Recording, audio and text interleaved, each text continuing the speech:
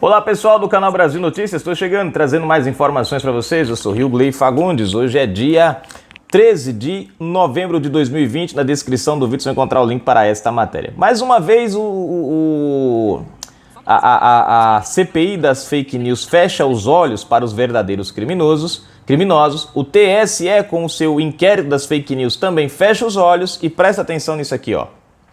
Milícia anônima persegue anunciantes para tentar fechar Gazeta do Povo. É isso que vocês estão falando. Vocês estão lembrados que há dias atrás o Constantino foi demitido da Record, demitido da Jovem Pan, mas não da Gazeta do Povo. A Gazeta do Povo mandou um comunicado e não demitiu ele.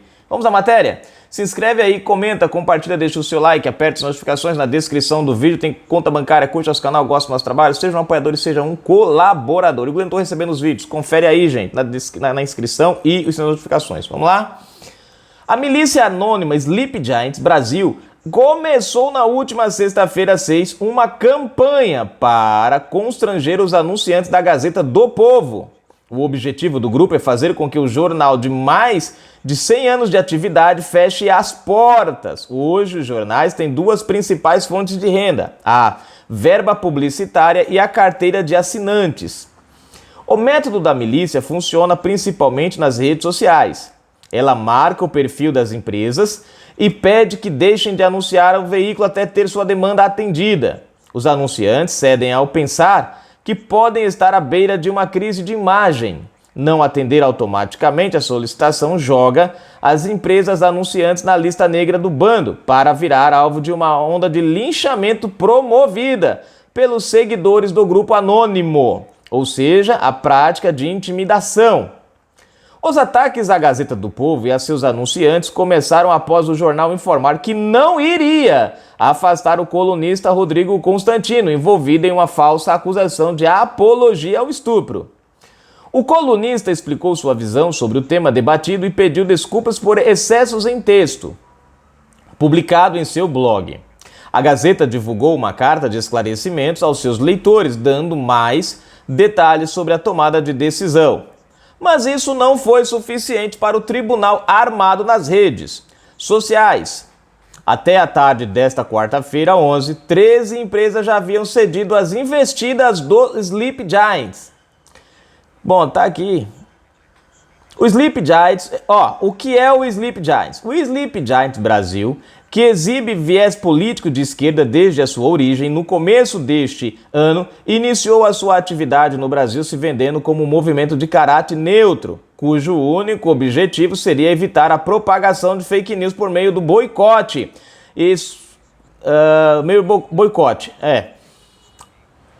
Cadê? Aqui. Mas, nos últimos meses, as escolhas enviesadas de seus alvos escancarou um posicionamento político claro. Figuras públicas de esquerda são poupadas, vozes de direita são perseguidas. A página brasileira é inspirada em um movimento homônimo americano. Continuando. A expressão Sleep Giants significa gigantes adormecidos. O grupo americano também era anônimo, mas teve sua identidade desvendada pelo site de direita The Daily Column. Protegido pelo anonimato e pela áurea de proteção aos direitos humanos, o grupo brasileiro dissimula seu viés político e convence muitas empresas a aderir ao boicote, especialmente por conta do impacto que o número de interações provoca nos tomadores de decisões das companhias. As redes sociais amplificam as vozes de gente que expressa uma revolta imensa. Dá a impressão para o tomador de decisão de que, de fato, o número de consumidores vai cair se ele não ceder a essa pressão. No universo das redes sociais, com milhões de pessoas, se 1% dessas pessoas estiver revoltada, já são dezenas de milhares de pessoas revoltadas. É o suficiente para fazer parecer que o mundo está caindo, diz Pedro Damasio, mestre em História Social da Cultura pela Pontifícia Universidade Católica do Rio de Janeiro e especialista em liberdade de expressão. Aqui, ó, Sleep Giants comete atos ilícitos, diz especialista. O anonimato do Sleep Giants, que confere à atuação do movimento uma aura de neutralidade, pode estar com os dias contados. Segundo o advogado Emerson Grigoletti, especialista em direito digital e que vai atuar na defesa de Rodrigo Constantino, há vários indícios de atos ilícitos praticados pela milícia. Um exemplo recente é um tweet que diz que Rodrigo Constantino culpa a vítima de estupro. Para Grigoletti, trata-se de difamação. E realmente não tem, gente, nenhuma ação. Se você ler o texto ou assistir a live do Rodrigo Constantino, você vai ver que a fala dele foi retirada totalmente do contexto. Quem assiste a live ou lê o texto completo vai perceber que o que ele está falando é um ponto que não tem nada a ver com a questão da vítima lá. O advogado diz que algumas postagens do Sleep Giants envolvem situações que podem causar lesão ao patrimônio moral da pessoa, aos direitos morais da pessoa. É possível, portanto, acionar o grupo judicialmente, o que obrigaria as redes sociais a revelarem a identidade dos autores do perfil. A Constituição é muito clara em relação à vedação do anonimato. E por que existe essa vedação? Justamente para que seja possível identificar a autoria de eventuais crimes ou eventuais ilícitos, para viabilizar que a pessoa seja responsabilizada pelos excessos que cometeu. Mas isso não feriria o direito à liberdade de expressão? Grigoletti explica que não, nenhum. Direito é pleno e absoluto. A liberdade de expressão não é um direito absoluto, como nenhum direito. É a Constituição justamente para preservar a liberdade de expressão. Permite que sejam manifestadas opiniões e pensamentos desde que seja possível a identificação da pessoa que está se expressando, afirma. Segundo o jurista, as redes sociais poderiam ser obrigadas a revelar a identidade do Sleep Giants Brasil por conta de dispositivos do Marco Civil da Internet. As redes sociais têm responsabilidade de responder por eventuais crimes cometidos por terceiros, quando elas não identificam os usuários. O Twitter, o Facebook e outras redes, como são prestadores de serviços de aplicações, têm por obrigação, pelos artigos 15 e 19 do Marco Civil da Internet, identificar os usuários. E Sleep Giants põe em risco a liberdade de imprensa. Vamos lá. Ao incitar o Tribunal da Internet contra um jornal centenário, o Sleep Giants também coloca em risco a liberdade de imprensa. Os anunciantes são uma das fontes de financiamento que ajudam a pagar os salários dos mais de 200 profissionais que trabalham no jornal. Muitos desses profissionais, aliás, manifestaram-se radicalmente contrário às opiniões de Rodrigo Constantino na carta e que solicitaram o posicionamento da direção do jornal sobre o colunista. A atividade desses profissionais, que na maioria dos casos não são colunistas, mas jornalistas, responsáveis por trazer aos leitores informação de interesse público fundamentais para o exercício da democracia, depende em grande parte do apoio financeiro dos anunciantes. Ao tentar secar essas fontes de financiamento, o Sleep Giants age contra a liberdade de imprensa. A minha pergunta é: cadê as associações de imprensa agora? Defendem caras que colocam suásticas em fotos com o presidente Bolsonaro. Defendem caras que fazem um monte de tipo de como é que se diz, gente? Matérias, inclusive até desejando a morte do presidente. Mas você não pode falar nada, porque é o direito dos caras, né? É o direito dos caras. Agora, cadê aqui, aonde é que está a turma que defende o jornalismo para defender aqui um ataque desse contra um jornal que tem mais de 100 anos? É estranho, não é? O exercício dessa pressão sobre o véu do anonimato torna ainda mais patente o caráter de milícia da atuação do Sleep Giants. Na medida em que você está pressionando empresas e pessoas a agirem em uma determinada direção, o mínimo que você pode fazer é, até por uma questão de respeito ao debate público, é colocar: olha, nós somos esta organização composta por estas pessoas que tem este tipo de visão de mundo, etc. Com o anonimato, de quem é a responsabilidade pelos atos do Sleep Giants?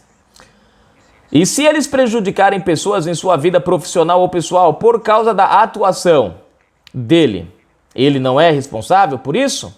Diz o sociólogo Lucas Anzambuja, professor do IBMEC-BH. Damasio diz que o anonimato foi usado muitas vezes ao longo da história para fazer críticas a personagens poderosos sem sofrer retaliações, o que tornava justificável. Mas, para ele, no caso dos Sleep Giants, a situação é diferente. Parece que o principal objetivo é incitar o tribunal da internet para ir atrás de pessoas e empresas que eles dizem que estão fazendo discurso de ódio. Muitas vezes fazendo uma leitura muito simplista e sensacionalista de algumas situações, afirma.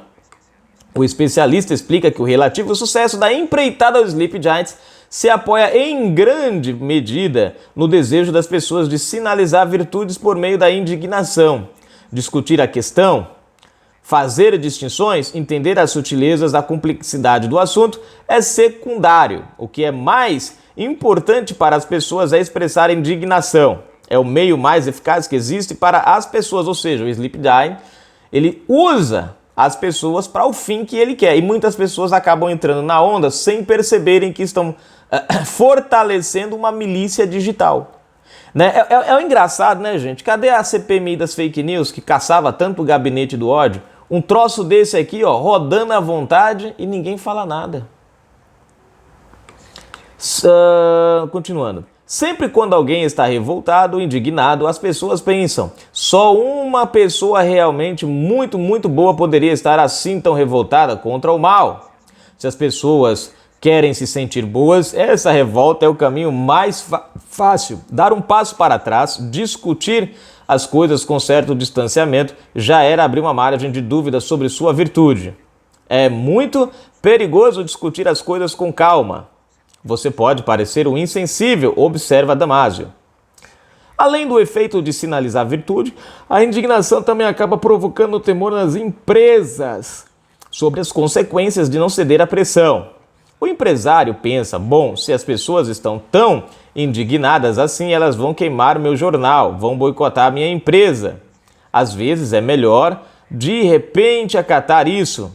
As pessoas que estão pensando, discutindo, ponderando, elas não nos chamam tanto a atenção assim e não representam tanto ameaça assim. Então, geralmente não influenciam tanto a decisão que essas empresas vão tomar quanto os indignados, explica o especialista. Liberdade de expressão não se constrói com intimidações. Para Marcelo Hecher, presidente da Associação Nacional de Jornais, ANJ, a liberdade de expressão não se constrói com base em intimidações. Opa, peraí, deixa eu ver aqui, gente, ó. A ANJ se manifestou aqui. Vou morder minha língua. Pelo menos uma apareceu aqui para defender. Continuando. Para Marcelo Hecher, presidente da Associação Nacional de Jornais, ANJ, a liberdade de expressão não se constrói com base em intimidações. Em nota, afirmou, a verdadeira liberdade de expressão não é apenas a liberdade de eu me manifestar livremente, mas, sobretudo, de admitir que outros, por mais reprováveis que possam ser as manifestações e contanto que não firam as leis, tenham o direito de se expressar sem medo de represálias. A liberdade de expressão não se constrói com intimidações ou restrições a manifestações, mas com mais liberdade e ainda mais pluralidade. A opinião pública deve ter assegurado o acesso pleno a diferentes pontos de vista, mesmo que mereçam reprovação, para que, da divergência de visões, das críticas e da controvérsia, se forme o julgamento livre de cada cidadão ou cidadã. A Gazeta do Povo procurou a milícia para se manifestar, mas não recebeu uma resposta até a publicação da reportagem. A assessoria do Twitter enviou o seguinte comunicado: não nos cabe fazer uma análise da atuação deste ou daquele perfil na plataforma. Temos regras que determinam os conteúdos e comportamentos permitidos na Twitter e violações a essas regras estão sujeitas às medidas cabíveis. Além disso, sem entrar no mérito do caso específico, o que podemos dizer é que não existe vedação absoluta ao anonimato, pois eventuais ofensores podem ser identificados através do fornecimento de dados pelos provedores de aplicação, obviamente desde que preenchidos os requisitos legais para tanto, o que inclui fundados indícios da ocorrência de um ilícito. Vale ressaltar que, em agosto, uma decisão da Justiça determinou que o Twitter derrubasse o anonimato do perfil. Na ocasião, a juíza Ana Paula Kenny, da 5ª Vara Civil de Passo Fundo, intimou o Twitter Brasil a enviar à Justiça os dados cadastrais dos perfis Sleep Giants Brasil e Sleep Giants Rio Grande do Sul. A rede social preferiu pagar multa. Tá vendo aí? Ou seja, entre outras palavras, o Twitter protegeu o Sleep Giants. Né? Sabe o que eu acho interessante? Ações que não chegam nem perto dessas ações aqui do Sleep Giants são censuradas pelo Twitter quando são pessoas de direitas. E olha que são ações que muitas vezes não chegam nem de longe perto dessa questão do Sleep Giants. E o Twitter já suspende conta, já censura, né? Já censura os Twitters, mas os Sleep Giants eles preferiram pagar multa do que revelar a fonte. Bom, tá aqui a matéria, gente. Eu não vou me prolongar mais aqui porque a matéria em si já é longa. Mas eu acho que cabe aqui, né, uma reflexão desse serviço. Né? Serviços que a gente... Parece que esses serviços, parece que eles têm lado. Né? Quando são twitters de pessoas de direita, não. Aí vamos censurar, vamos boicotar, vamos cortar, vamos impedir, vamos fechar a conta. Agora... Quando é uma ação dessa daqui diretamente contra o jornalismo, aí os caras de alguma maneira, né? Agora, por quê? Porque a Gazeta do Povo, um jornal conservador, né? Se fosse uma ação contra, sei lá, a Foice de São Paulo, a Veja, ou sei lá, provavelmente esse Sleep Giants, se ele fosse de conservador, a essa altura ele já tinham tocado fogo e detonado tudo e contado quem é o dono até a 3ª geração dos donos do perfil. Mas você vê aí que a juíza intimou, os caras preferiram pagar a multa, mas não revelaram o nome. Então, fica aí um caso a pensar. É por isso, gente, que eu não tenho Twitter, eu não tenho muitas redes sociais, porque quando eu vejo esses tipos de ações, eu simplesmente percebo que ter um Twitter é alimentar esse sistema. Não nada contra quem tem, porque eu tenho redes sociais, eu tenho Facebook, eu tenho Instagram, eu tenho o YouTube, mas são as únicas redes sociais porque realmente eu necessito delas, necessito mesmo delas.